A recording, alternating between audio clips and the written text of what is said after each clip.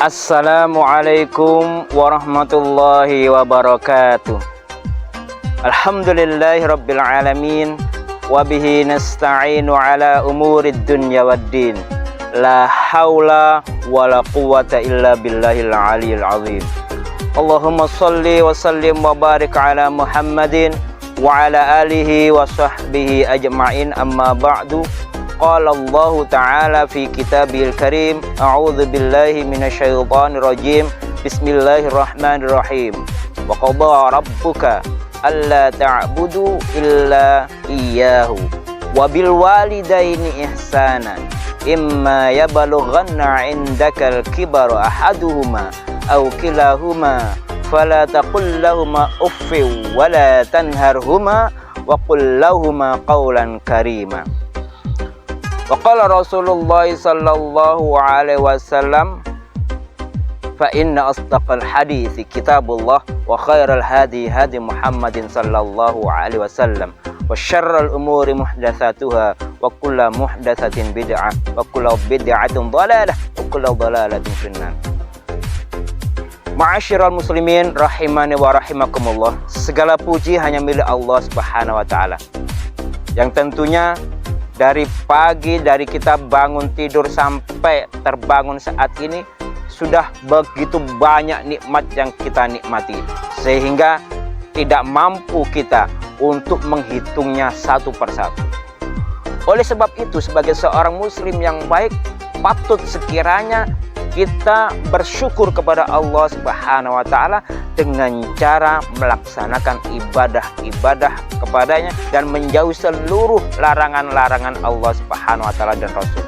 Kedua kalinya, salawat serta salam tetap tercurah kepada junjungan kita Nabi Allah Muhammad sallallahu alaihi wasallam, di mana beliau kita jadikan sebagai qudwah kita. Nabi Muhammad kita jadikan sebagai uswatun hasanah. Beliau sebagai idola kita dalam mengarungi hidup di alam dunia ini. Suatu ketika Rasulullah sallallahu alaihi wasallam didatangi oleh seseorang. An Abi Hurairah radhiyallahu anhu qala, ja'a rajulun ila Rasulillah sallallahu alaihi wasallam faqala, ya Rasulullah, man ahaqqun nas bi husni sahabati? Qala ummuka thumma man?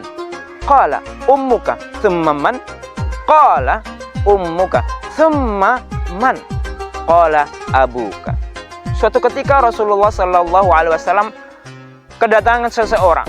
Kemudian orang ini bertanya kepada Nabi Muhammad sallallahu alaihi wasallam, ya Rasul, siapakah manusia yang paling berhak untuk aku baiki?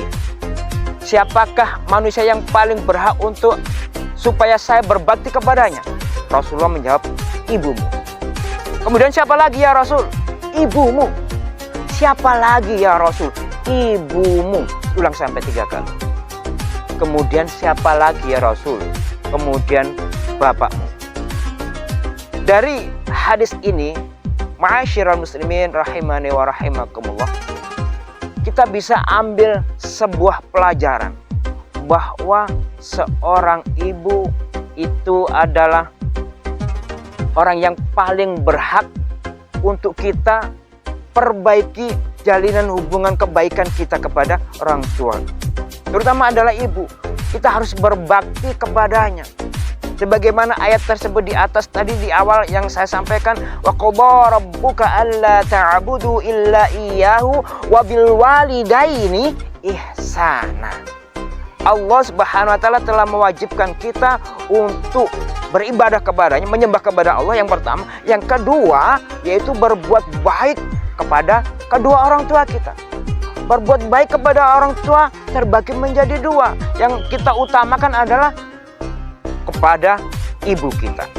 Yang harus kita perbaiki hubungan kita adalah berbakti kepada ibu kita, kepada bapak kita. Yang paling utama adalah kepada ibu kita. Maka tentunya ketika Rasulullah Shallallahu Alaihi Wasallam bersabda demikian, beliau pun juga mengiringi hadis yang lainnya, yaitu Rasulullah pernah bersabda, ridhallah fi ridhal walidaini wa sukhtullah fi sukhtil walidain. Ridha Allah tergantung kepada ridha kedua orang tua. Kemudian murka Allah tergantung kepada murka orang tua juga. Maka anak-anakku sekalian, kaum muslimin rahimani wa rahimakumullah, berbakti kepada kedua orang tua itu adalah satu kewajiban yang harus dilakukan. Kalau orang tua kita sudah tidak ada, yang terbaik bagi kita adalah mendoakan keduanya. Kalau orang tua kita masih ada, maka kita harus berbakti kepadanya. Sebab apa?